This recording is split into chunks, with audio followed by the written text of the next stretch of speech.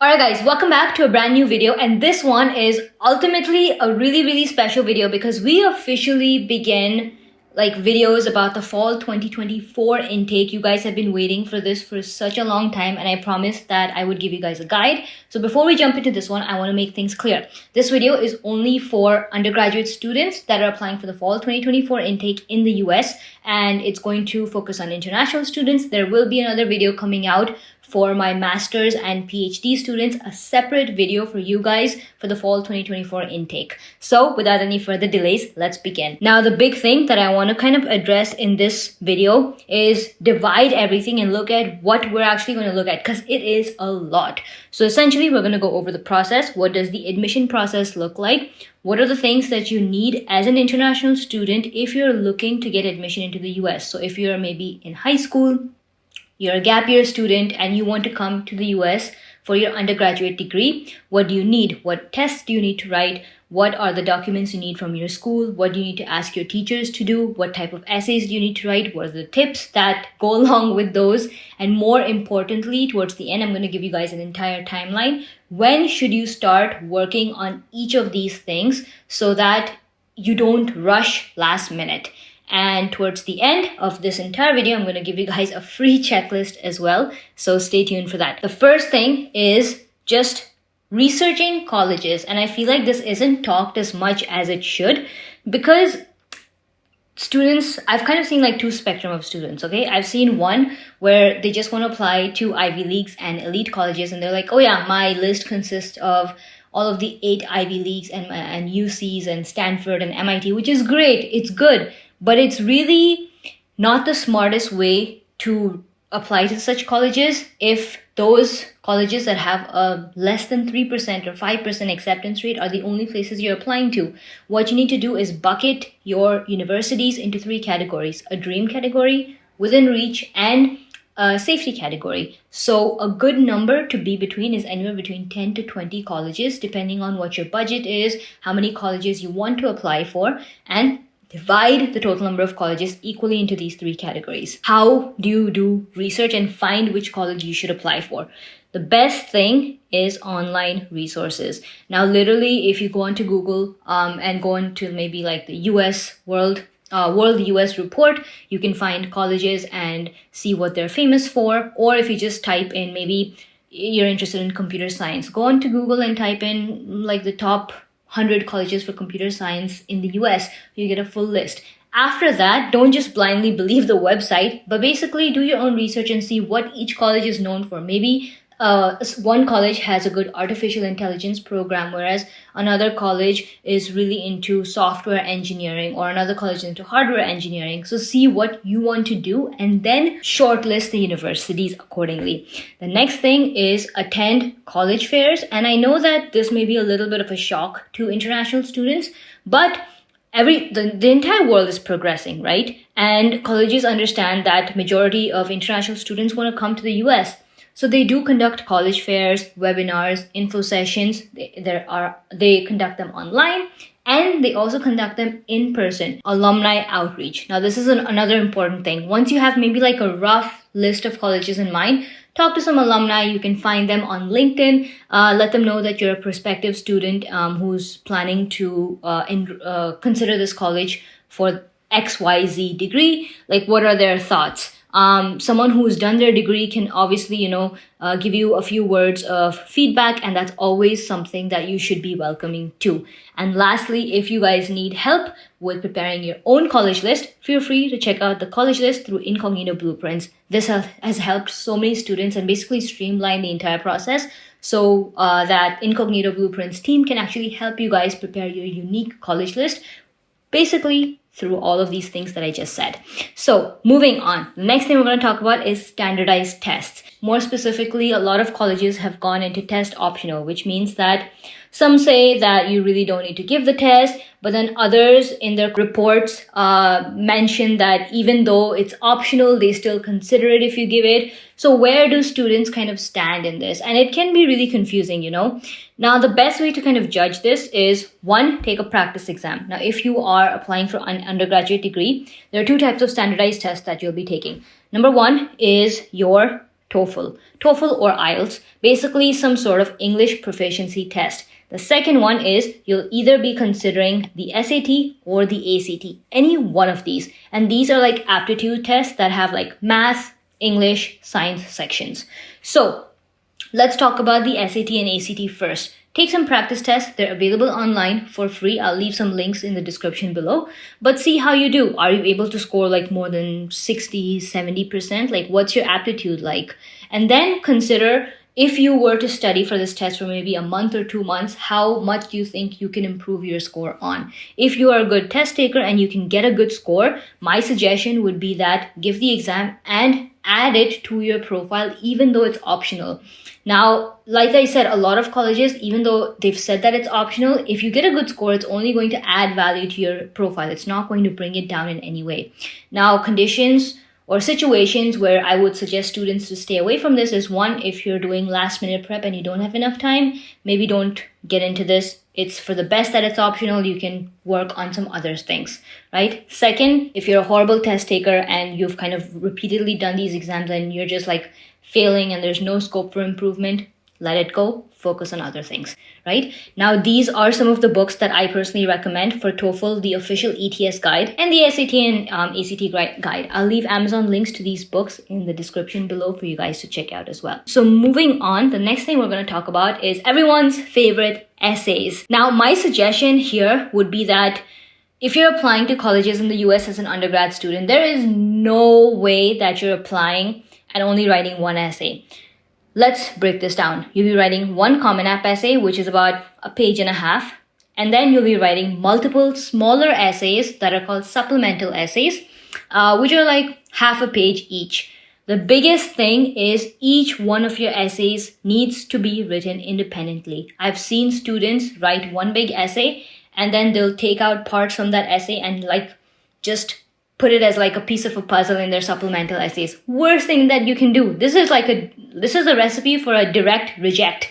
Okay? So don't do that. And your answer should be structured in such a way that if the college wanted to replace their name with another college name, they wouldn't be able to because you've been so specific with your answer. Now, here are some things that you should keep in mind. You want to be authentic, so don't look at a bunch of YouTube videos.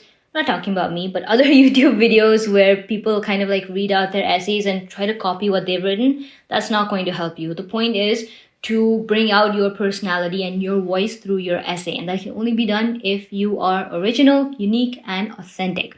The second one is show, don't tell. Now, what this means is, obviously, through your essay, you want to show skills like leadership or teamwork or the fact that you are driven and passionate. So in your essay, don't write these words. Like if your essay has these words, I'm a team player or I have leadership skills. That's a horrible essay. If you want to demonstrate leadership skills, show that with an example of a situation where after the reader reads that specific part, they can conclude that you were a leader. Like, for example, you can talk about a project that you did where you organized meetings so that everyone would stay on schedule and ultimately make small progresses towards your goal. This shows the reader that, okay, this person came out as a leader and took initiative. I don't have to mention that in my essay. It's already understood. You want to be concise. All the essays that you're going to write have word limits. Don't use filler stories, filler words. There's no time for that, and you're not going to, provide any value in your application by doing that. Lastly, proofread. Have your friends, your family check for grammatical errors. Make sure that your punctuations are right. Ask them feedback on how you can make your essay better. The more you revise your essay, the better it is ultimately going to be. Get feedback again from as many people as you can.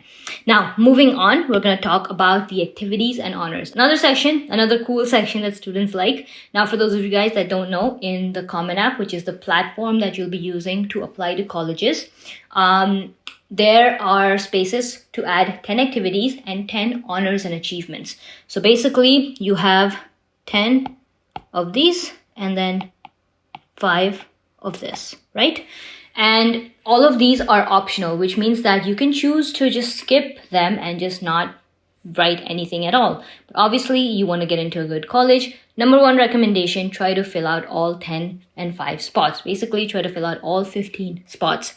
Now, how do you know what is an activity and what is a hobby? You don't want to write hobbies, right? You don't want to write the fact that you like playing video games or in your free time you like listening to music. So something that's a little bit more proactive, right? But this like 1, 2, 3, 4, 5, 6, 7, 8 types of activities that you see here on the screen, these are your categories that you should fall in. Try to hit out of all of these 8. Now, obviously, I wouldn't say try to do all 8 because, like, for example, in my case, I wasn't really a cultural person, okay? I didn't like to get into performing arts, but I was a huge sports person. So I did that.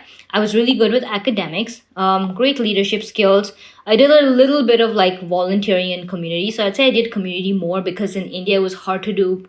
I did volunteering more, less community because it was hard to find like places where I could do that. And then I did some environmental and some passion projects. So as you can see, like I did 2, 4, 6 out of these 8. So a good number is if you can hit at least 5 to 6 of these categories, then you're good. The more categories that you're able to aim at, the better your activity list will be. But basically the point is to give you like a rough idea that not all of your activities and honors should be in one category. Like don't show all academic activities or don't show all sports related activities. Like through this activity list, you want the person who's reading this to get to know what kind of a person you are. What are your likes? What are your dislikes outside of the classroom? Teacher support. Now, this is another big part that kind of plays into your whole application process. And it's not talked about as often. You as a student, you'll be making your application on Common App and you fill out everything that you need to do. And you'll run into one section where you have to ask for recommendation letters and you have to add a counselor's name. Now, the way that it works here in the US is when students add those names, that's it. They don't have to do anything. Their counselors and their teachers handle all that. Lately, what I have noticed is that, especially with international students, because teachers and most schools don't have counselors. Secondly, because teachers are unfamiliar with the US admissions process, they make students do it or they make the students and parents just do it for them. So what do you do in this particular case? Now, the first thing that the school has to do is basically write a counselor report. If you don't have a counselor, you can use or ask your principal or your class teacher to do this for you. As long as it's someone who knows you well, who you have a good working relationship with and is a school official, they'll do. The second one is LORs. Now, typically you will need 1 to 2 teachers for this, preferably like a math or science if you're applying in a STEM-based degree, or English teacher is also good. A school report is something that, again, the counselor can write, and a character essay is something that a counselor writes. Now, all of these things are different documents. For the counselor report, this is basically an essay. Yes, teachers have to write essays too. Can you believe it? It's not just like a certification of validation where the teacher is saying, yeah, I taught this student, but it's more about what does this teacher think of this student? Like, what does the teacher think of the personality of the student? So it is an essay that they have to write about you as like a third person. Now, the last thing that I would mention is they also need to submit your transcript. So a lot of the academic things that you fill in your Common App, they will also be asked the same questions. It is very, very important that those answers match. A good example of this is, let's say that in your Common App, you need to fill out your grades, self-reported grades for grade 9, 10, 11, 12, and a cumulative GPA. These same questions are asked by the counselor as well, and their answers need to match your answers for obvious reasons. So if they have, any sort of hesitation, make sure that you cross-check with them. Make sure that both of you guys are using the same transcripts and the same method of calculating, because this can also lead to red flags. Right, moving on. Now, this is an interesting part, the deadline. So this officially completes like the application side of things. I think I covered almost everything that is included in the application process itself. When it comes to decisions for undergrad students, there are 3 types of decisions. The first one is an early decision. Second one is an early action and a regular decision. Now, the early decision, the big thing is, this is the most important decision. You can only apply to one college. Why one college? That's the rule. That's kind of like the game that we're playing here. You're only allowed to apply to one college. And when you apply for an early decision to that college knows that you've chosen them as your ED. Basically, one college, right? The second point that I want to mention is if you get accepted into your ED college, you have to accept the offer. It is a binding kind of decision that you are willingly saying yes to. So what this shows to the college is that, hey, the student chose us as their ED, so we know that if we were to give this student an offer letter, they are going to say yes, it is a guarantee. So it kind of puts that confidence in the college itself as well.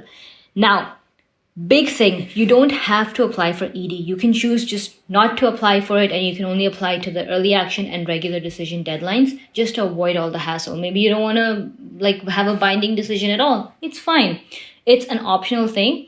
But the biggest advantage of ED is, one, because not a lot of students apply for it, your chances and showing your commitment to a specific college is extremely high. And two, it has the ED deadlines are the earliest deadlines. They usually fall between October and November, which means that you will get your results the earliest too. Like before Feb, you'll probably get your results on whether you got in or not.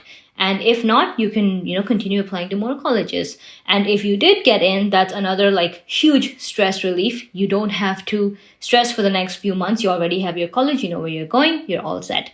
Now, the other two decisions in our categories are the early action and regular decision. The big difference about this is this just has the early action just has an earlier deadline. You'll see deadlines are usually between October and December. Regular decision deadlines are usually after the new year, so January to March. In fact, some colleges even have applications open right now for the 23 intake. But anyway, this is for the 24 intake. So my suggestion would be that if you know ahead of time, if you're watching this video right now and you know you're applying to colleges in the US for the fall 2024 cycle, prepare for the early action deadlines. It's the safest, it's the least stressful because you will get to know your decisions sooner than later. And if you're not happy, you have a backup plan to fall upon, which is your regular decisions. So I hope that all made sense. It was a lot. But moving on, let's talk about everyone's favorite, scholarships and financial aid. Now, typically there are two types. There are scholarships, which are typically merit-based. You don't have to fill any separate applications. If you're a good student, basically you have a good academic score or you're good at some sort of activity like sport or cultural, the college will give you a merit-based scholarship, and this is usually mentioned in the offer letter directly. On the other hand, we have need-based. Now, need-based is not dependent on the student, a little bit, but more dependent on your parents. How much money do they earn? What is the size of your household? How many siblings do you have? What are their expenses like? How much property do they own? All of that is considered, and then a need-based financial aid, as it says, is given. This is not automatic. You have to fill out the CSS profile, and yes, the CSS profiles also have deadlines. They're separate to college applications. You need to look for the deadlines and make sure that for each college you fill out the CSS before their deadlines and apply for them. Now, a big thing to remember is if you ask, this is optional, right? But if you ask for need-based financial aid, there is a chance that you may be waitlisted or rejected because you're asking for aid. So colleges consider the fact that, hey, this student is asking for aid. They cannot afford the entire tuition fee, so maybe we don't give them the offer letter at all. So be very careful and deciding, talk to your parents and then decide which colleges you should ask for aid and whether you should be asking for aid for all of the colleges. It should be a family decision, not just yours, right? Next, let's break some common myths. Now, the biggest thing is, let's say you don't have a counselor. Like I said before, who do you approach? A class teacher or a principal is a good enough school official, anyone who you have a close relationship with. Just know that these counselor reports do take time. It's not a one-time thing like teachers just sign off on them. They do have to put in some amount of effort. So make sure that you know who you're asking, right? A gap year, is it good or bad? Now, if you take a gap year just to apply for colleges and that's your only goal, that's not going to cut it. What this is showing colleges is that you needed a whole year just to apply for colleges and you weren't able to do that with your high school grade 12 because everyone does that, right? you're technically not special. But if your goal is along with the applying to colleges, you also want to do an internship or work in a research facility or do a job, that is fine. You're getting some work experience and then on the side you're applying to colleges. So that's how you should kind of take and judge a gap year on. Do I submit the CSS after getting accepted? No, no, no, no, no. Any financial aid that has to be asked needs to be asked before you submit your application. There is a question in Common App that says, do you need financial aid or do you want to be considered for financial aid? That needs to be clicked yes. If you hit no, you will not be considered for financial aid and you cannot ask for financial aid after you get accepted. That is a huge thing to remember. Now, the biggest question is, I am just starting my grade 12. When do I start preparing and applying? So this brings us to our timeline. Now, I kind of broke down everything that you needed to know and told you guys everything that there is about, applying, what are the documents that you need, who else do you need, in terms of principal, counselor, school teacher. But when should you actually start doing all this? So this is our ultimate timeline. I put this together for you guys and it is like literally if a student follows this, there's going to be minimal stress and you are just going to breeze through. Now, researching universities is the first thing we spoke about. That should be done right now. Start right now. You don't have to wait for applications to open. Applications will open this August. So August 2023, applications will open for fall 2024. Yes, applications open 1 year early than the actual intake. This is not something that's surprising. That's how it is. Colleges give you 1 year, like not a whole year, but so much time to apply, which means that they expect you to utilize that time. So right now, start researching the university, shortlisting them, and then decide where you want to go.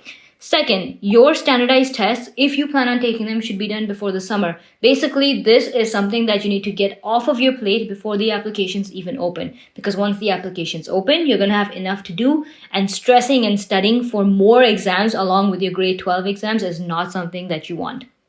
Lastly, essays. Once you have like this number 1 done, you can start researching what these colleges ask in terms of essays for their supplementals, because it doesn't change every year. It's something that's pretty constant, and even if there are changes, they're very minor. So you can start working on your essays, you can start working on your Common App essay, you can find what the prompts are, start doing that early. Biggest thing is 1, 2, and 3.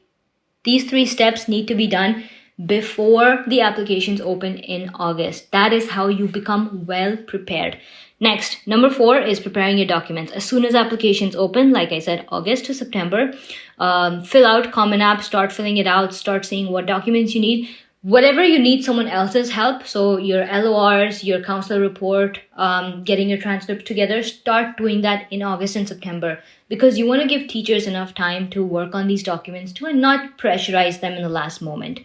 Lastly, the college application itself. So I would say like number 4 and number 5 should be done kind of like together, hand in hand. Lastly, actually 4, 5, and 6, again, hand in hand, right? You can see around August to October is when you do this. And the last part is applying for financial aid, which again, you can do between August and October. That kind of needs to be submitted. I would say submit the CSS profile if you are planning to around the same time that you're filling out and submitting your college applications, just so, it's one thing that you're sticking to the deadlines and it's easier to get done. And that's pretty much about it. Now, I know that it's a little tricky to cover everything in one video, and while I tried to make this as extensive as possible, there is a possibility that I still may not have been able to answer some questions and things got left out. The biggest thing with that is everything cannot fit in one video. The application process for the US is extensive and they look at so many other things than just your school transcripts, right? So with that said, I need multiple videos, and obviously that's a little difficult to do on the YouTube channel because we have breaks and it can't be like in sequence, which is why we launched the Ivy League 101 course on incognito blueprints last year. Our first cohort of students, which was like over 100 students, joined the course, and they had acceptances from Cornell, Duke, MIT, Columbia, Carnegie Mellon, so many UCs, Purdue University, Arizona State, Northwestern, Boston University, so many. And you can like view all of the offer letters on the Incognito Blueprints website. But my point here is they got so much value out of the Ivy League 101 course that we have officially decided to open up pre-enrollment very soon for cohort number 2. So students who want to apply for the fall 2024 intake will have access to a fresh new Ivy League 101 course. It's going to have all of the modules, and the whole point of the course is you are going to have a complete self-paced guide on how to go about applying to colleges. You can sign up on the wait list because there is going to be an early bird pricing. The enrollment date of when enrollment opens will be announced soon, and you guys can take advantage of the early bird pricing because that does go away pretty quickly. So this is going to be a very affordable self-paced course, and I will personally have 2 live sessions, group live sessions, to help answer any doubts and get you guys started. So feel free to check that out at incognitoblueprints.com. And like this video if you're watching till this point. It is an extremely long video, but I told you guys that I would give you guys like a fall 2024 guide, and this is it. There is a lot to do, and if you are someone who's serious about studying in the US, my number 1 recommendation would be start right now. Don't wait for applications to open. Use this application timeline to basically judge when and what you should do things. And I'll also leave a link to the application checklist in the description below, just so you have that, handy, just something to refer to. And I think that's pretty much about it. Like the video, subscribe if you haven't already, and I'll see you guys in the next one. Take care. Bye.